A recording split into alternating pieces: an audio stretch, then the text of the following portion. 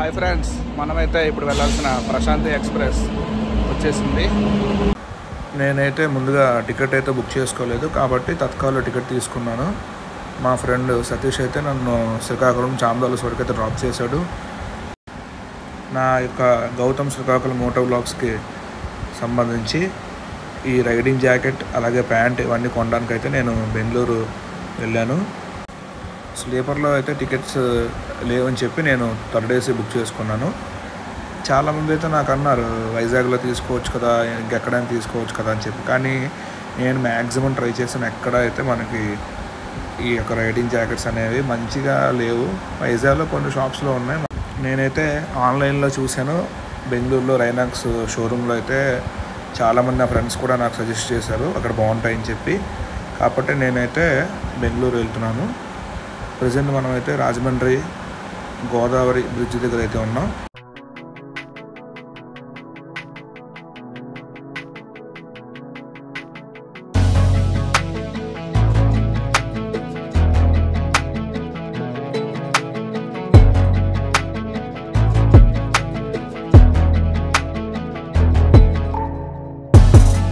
Station and train information అంట. నేనైతే first time ఈ మిషన్ చూశాను.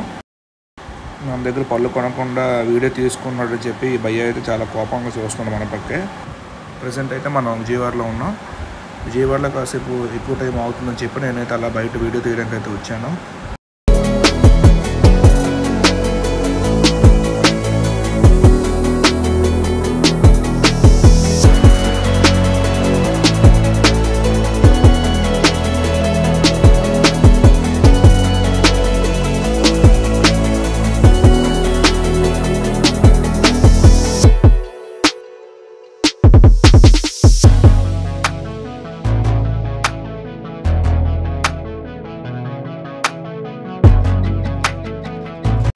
ఎవరికైనా ఇది ఏ స్టేషన్ తెలిస్తే కామెంట్ చేయండి.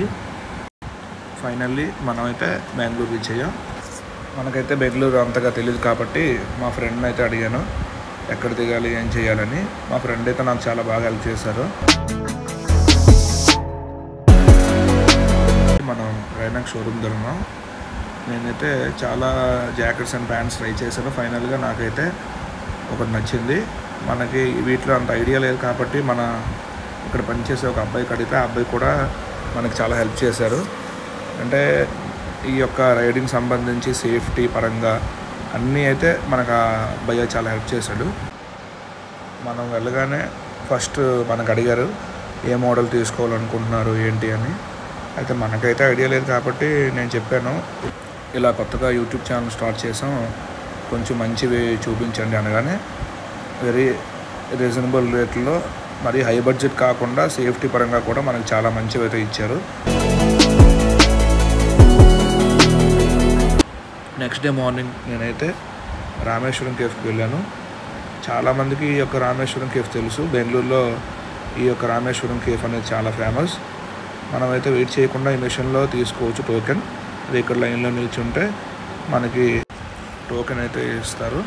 ఇక్కడ చూడండి చాలామంది ఆల్రెడీ టోకెన్ తీసుకుని లైన్లో వెయిట్ చేస్తున్నారు. చూడండి మనోడైతే దోశల మీద నెయ్యి అలా పోస్తున్నాడు. అందుకే ఈ రామేశ్వరం కేఫ్ చాలా స్పెషల్ అందరికీ. ఇక్కడ ఫుడ్ కూడా చాలా టేస్ట్గా ఉంటుంది. నేనైతే ఒక పొడి ఇడ్లీ అలాగే ఒక ప్లేట్ పూరి తీసుకున్నాను.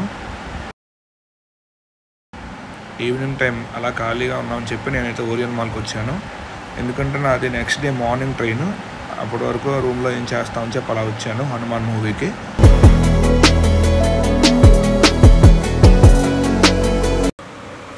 మనకి బెంగళూరులో తెలుగు వాళ్ళు అయితే చాలా ఎక్కువ మంది ఉంటారు. చూడండి వీళ్ళందరూ కూడా తెలుగు వాళ్ళే. హనుమాన్ మూవీకి అయితే ఎక్కడ టికెట్స్ దొరకడం లేదు. నేను అలా ఖాళీగా ఉన్నానని చెప్పి బెంగళూరులో వెళ్ళాను. సినిమా అయితే చాలా సూపర్గా ఉంది. మళ్ళీ సెకండ్ టైం కూడా మనం చూడొచ్చు. అది అయిపోయిన తర్వాత అలాగా షాపింగ్కి వెళ్ళాను. ఆ రేట్లు చూసి ఒకసారిగా భయపడి మరి ఏం కొనకుండా అలా వీడియో తీసుకుని అలా బయటకు అయితే వచ్చాను. వెనకాతల ఒక సేల్స్ మ్యాన్ నా వైపు చూస్తున్నాడు. బట్టలు ఏం కొనలేదు కానీ వీడియో తీసుకుంటున్నాడని చెప్పి మనం ఏమో పట్టించుకోకుండా బయటకు వచ్చాం. లూలు మాల్కి అయితే నేను వచ్చాను. మా ఫ్రెండ్కి ఫోన్ చేస్తే తన డ్యూటీ ఇంకా అవ్వలేదు కాబట్టి ఆ అబ్బాయి రాలేకపోయాడు.